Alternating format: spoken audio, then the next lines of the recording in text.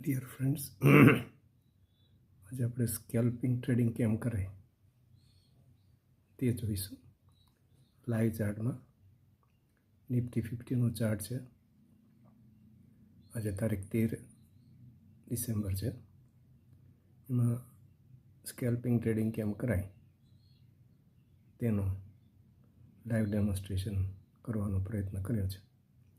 એમાં 3 indicator JMA જ્યુરિક moving average, EMA exponential moving average અને SMA એટલે સિમ્પલ મૂવિંગ એવરેજનો ઉપયોગ થાય છે.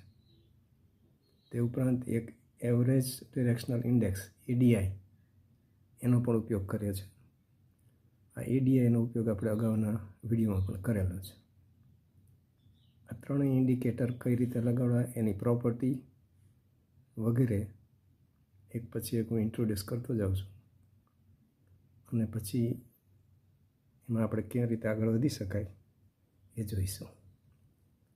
સૌપ્રથમ જે પહેલું ઇન્ડિકેટર છે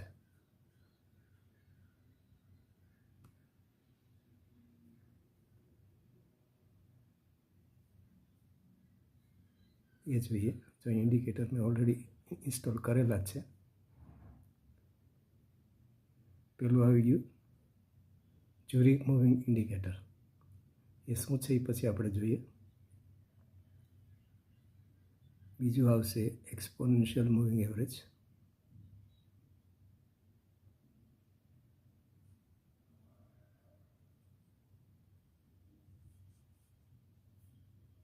અને ત્રીજું છે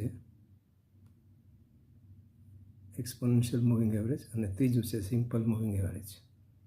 ત્રણની પ્રોપર્ટી છે. તમે એનો સ્ક્રીનશોટ લઈ અને સ્ટડી પણ કરી શકો છો. અને નીચે as usual average directional index એટલે કે ADI છે. હવે આ ચાર્ટમાં 5 મિનિટનો ચાર્ટ રાખવાનો છે, અને 5 મિનિટના ચાર્ટમાં JMA, EMA અને સિંગલ મૂવિંગ એવરેજ ઇન્ડિકેટરના મૂલ્યો જોવાના છે ચાર્ટ ઉપર. જો JMAનું મૂલ્ય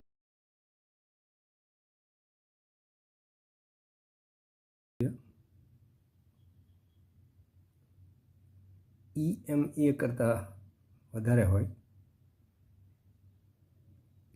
એટલે કે JMA સૌથી ઉપર હોય અને પછી EMA હોય અને નીચે સિંગલ મૂવિંગ એવરેજ હોય, એવો ચાર્ટ જો તૈયાર થયો હોય, એટલે એની વેલ્યુ જો JMAની વધારે હોય તો એ પોઈન્ટથી તમે બાય કરી શકો છો.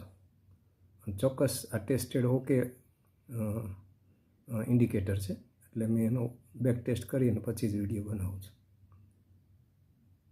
તો તમે લોંગ જઈ શકો છો.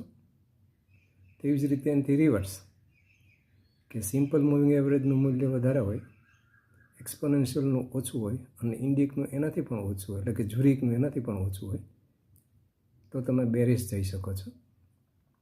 બેરિશ એટલે કે તમે પુટ લઈ શકો છો, અને બુલિશ હોય તો તમે કોલ લઈ શકો છો. તો આ ત્રણેયનું મૂલ્યનું કોમ્બિનેશન કરી તમે પણ બેક ટેસ્ટ કરજો.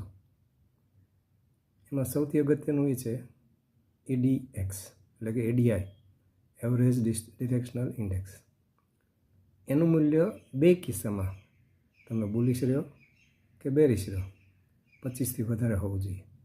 એટલે ADIનું મૂલ્ય 25 રાખી દેવાનું જો 25થી વધારે હોય, અને JMAનું મૂલ્ય સૌથી વધારે હોય, પછી એક્સપોનેન્શિયલનું હોય અને પછી સિંગલનું હોય, તો તમે એ કોલ અથવા એ સ્ટોક બાય કરી શકો છો.